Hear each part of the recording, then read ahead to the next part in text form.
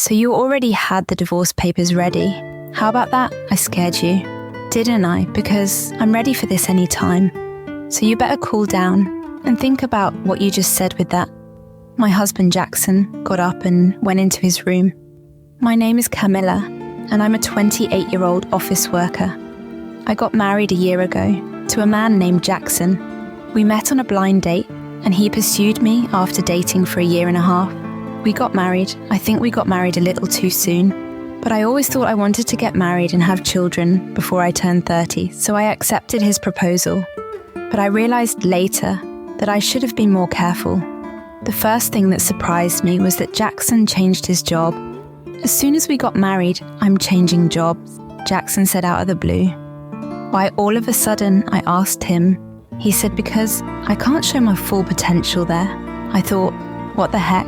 But he told me he had already submitted his resignation and would leave at the end of the month. He managed to get the job he wanted, but the salary was lower than his previous one. I thought it was okay, since I was also working. But then Jackson started asking me to quit my job. I would have been fine with quitting if Jackson's income was enough to support us both. But as I mentioned, he just changed jobs, and his salary is lower now. Jackson says his salary will increase soon, but we don't know when that will be. If I quit my job now, we wouldn't be able to save any money, and would struggle to pay for things like rent and car expenses. In short, we couldn't manage on Jackson's salary alone. So I told Jackson I won't quit my job until your salary goes up. Jackson seemed to agree, but he kept asking me to quit each time I gave him the same answer.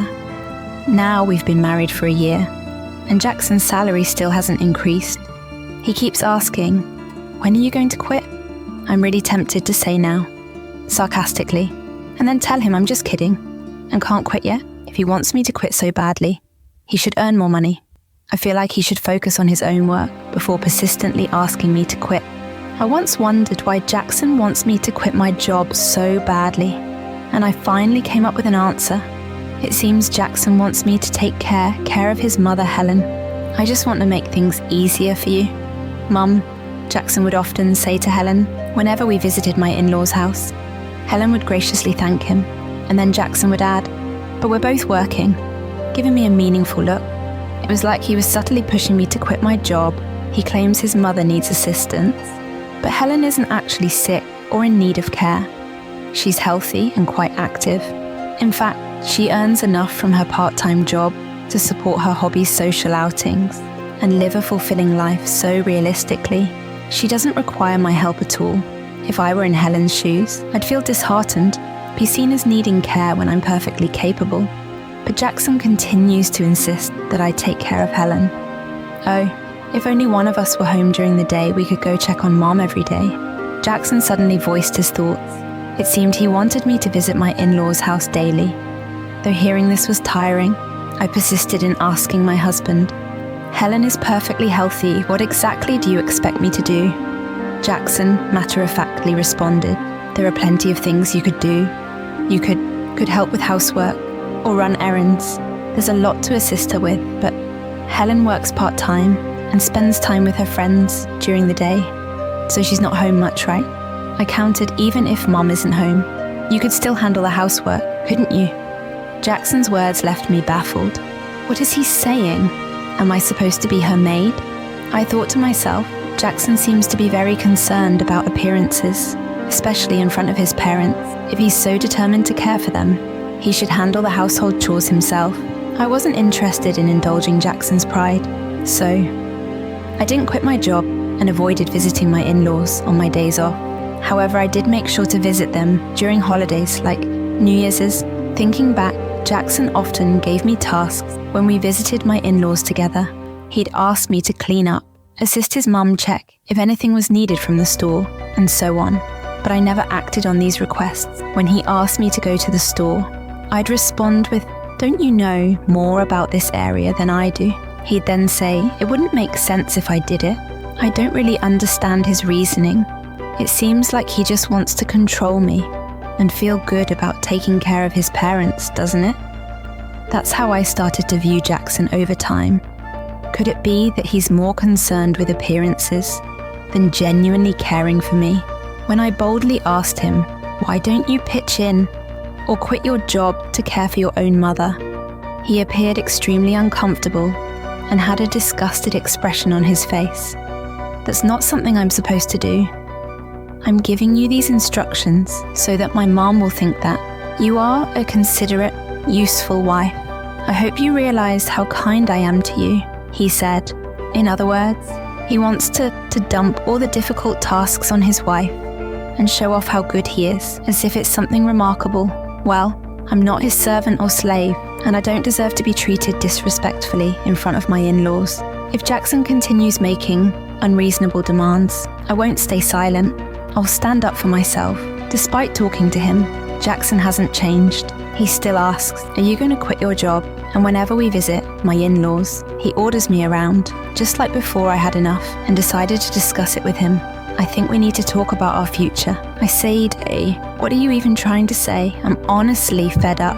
I'm tired of you constantly asking me when I'll quit my job. I'm exhausted from you pressuring me to take care of Helen. Why are you fed up with that? You're my wife, and it's your duty to care for your husband's parents. Don't you think that's a huge responsibility for me? Shouldn't you, as their biological child, be responsible for helping with the housework and taking care of your own parents in the first place? No way, it's the wife's duty to do it.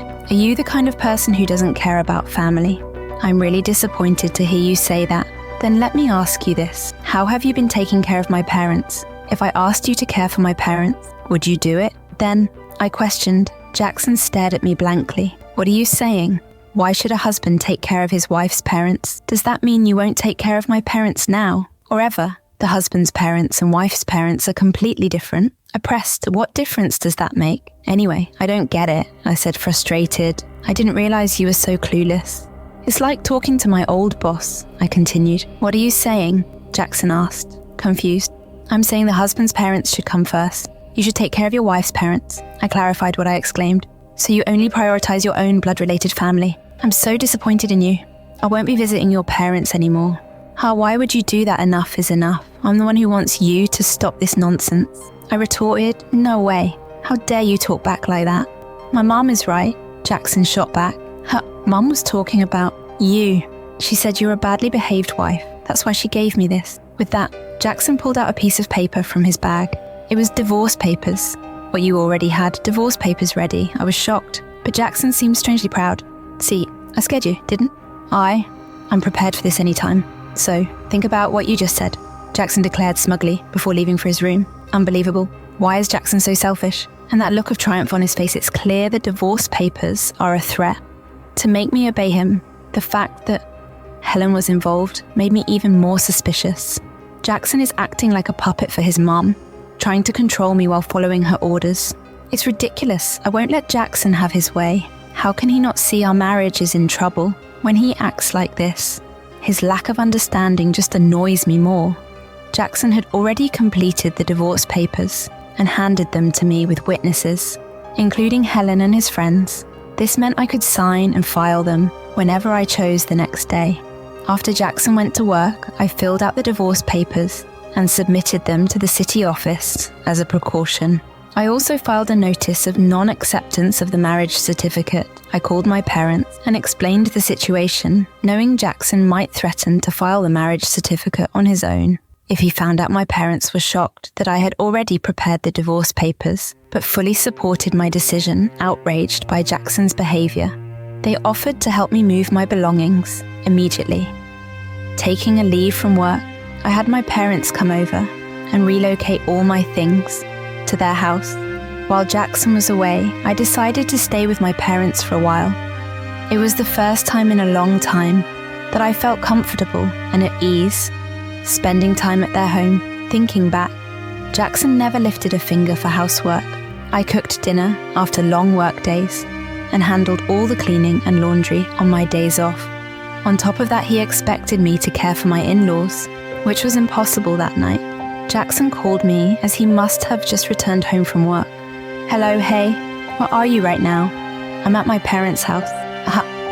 Why would you go back to your parents' house without my permission? And there's none of your stuff here? Don't tell me you're staying the night there. I almost laughed. How could he think I was staying over when I had taken most of my things with me? It really showed his selfishness to even suggest that I move out of the house. I'm not coming back. What are you talking about? Come back here and make me some food. Jackson demanded. Please make it yourself, I replied firmly, and ended the call. I couldn't discuss filing for divorce with him. If he behaved like this, I decided to wait for him to come to my parents' house instead, and blocked his number. A week later, Jackson showed up at my parents' house. He wasn't alone. He had brought his parents with him. All three wore serious expressions. I led them into the living room, and we faced each other 3 against 3. How could you do this? How could you leave for so long without my permission? Jackson demanded. Well, you were treating me like your housekeeper, weren't you? All I asked you to do was to take care of my family. Jackson insisted, his parents looking. Stern H shot me a fierce glare. Don't twist things around. You always find ways to avoid your responsibilities and push them onto others. I've explained this countless times. That's not what I meant. What kind of wife are you? If Jackson is doing so much for you, Helen continued criticizing me. My father started to tremble with anger at her words before he could lose his composure. I interjected. Jackson told me to quit my job and care for Helen, saying it's my duty as his wife. But when it comes to my family, he expects me to handle everything alone. Ultimately, Jackson wants obedience and uses me to care for his parents while taking credit for it. That's why he prioritizes his parents over mine. Have you heard Jackson say these things? Helen continued to glare, but my father-in-law Carter looked confused, indicating he hadn't heard this before. Let's clear the air. Jackson suddenly brought up divorce papers, claiming it was Helen's idea. I added, what did you suggest? Carter asked. Helen clearly surprised. Oh, no, it's because Camilla has an attitude problem. Helen stammered. And did you really say that Camilla's parents aren't a priority? I pressed. Well, it's only natural that your own parents come first. Helen retorted defensively. Don't be absurd. I came here to support you after hearing about the unfair treatment Camilla endured, but now it seems you're the one at fault. Don't hide behind your parents' authority to get your way. Jackson visibly shrank in his seat. Carter spoke up, expressing everything I had wanted to say, and then apologized to me and my parents. I'm truly sorry for the trouble caused by my foolish son. I will have a serious talk with him, Carter. You're not to blame at all, so please don't apologize. Thank you for your kind words, but there's something else I need to say. I turned to Jackson, who asked nervously, what do you mean? The divorce papers you gave me. I've already filed them. We're no longer married. What? No. Jackson and Helen both turned pale. Why did you file them without my permission? Jackson demanded. Shocked you told me I could file them whenever I wanted. And besides, you already filled out your part and had Helen sign as a witness, I calmly explained. Oh well, that was... Jackson stammered clearly, at a loss for words. Carter, furious, intervened. Jackson, you used divorce as a threat. He slapped Jackson across the face. Helen was visibly shaken by the confrontation. I apologized deeply that you had to witness this. You're right to divorce this fool on behalf of Jackson. I'm truly sorry for ruining your marriage. Carter then grasped Jackson by the collar and demanded apologies from both Jackson and Helen before escorting them out of the house. I later thanked Carter for his intervention. He ensured that all of Jackson's assets and property were transferred to me without any alimony, given Jackson's agreement despite my higher income and managing our household. It was a relief to secure everything from our marriage. I later learned that Carter divorced Helen, clearly disgusted with her actions. The other day I ran into a colleague from Jackson's old workplace who shared some surprising news. Jackson wasn't performing well at his job and often received harsh criticism from his boss in defiance. Jack J resigned and changed jobs. This was news to me, and it only added to my frustration with him. Instead of taking responsibility for his shortcomings, he blamed others, which probably contributed to his lower pay at the new job. I'm relieved I left him. I've rented a cozy apartment and enjoy living independently. Work is going smoothly. I even received a recent raise right now. I'm not interested in relationships and prefer focusing on my career. Jackson always cared more about appearances than his actual abilities. He maintained a facade at home, but failed to improve professionally. Sadly, there are many husbands who use divorce threats as leverage. They think they're powerful, but it's a big mistake. I hope they realize their folly and find happiness alone. Anyway, I'm grateful to have moved on from Jackson. I look forward to meeting someone special in the future. 1. Mutual respect and equality in marriage. A healthy marriage is built on mutual respect, support, and equality. Jackson's expectation that Camilla should quit her job and take care of his mother while he did not reciprocate any support for her parents was unfair and disrespectful. 2. Communication and shared responsibilities. Open communication and shared responsibilities are crucial in a relationship. Jackson's refusal to understand Camila's perspective and his insistence on her fulfilling traditional gender roles led to the breakdown of their marriage. If you enjoyed this story, don't forget to give it a thumbs up and hit that subscribe button for more real-life stories and lessons. Remember, in any relationship, mutual respect, communication, and equality are key. If you've ever faced a similar situation or have thoughts about today's story, share them in the comments below. We'd love to hear from you. And as always, stay strong, stay true to yourself, and take care. See you in the next video.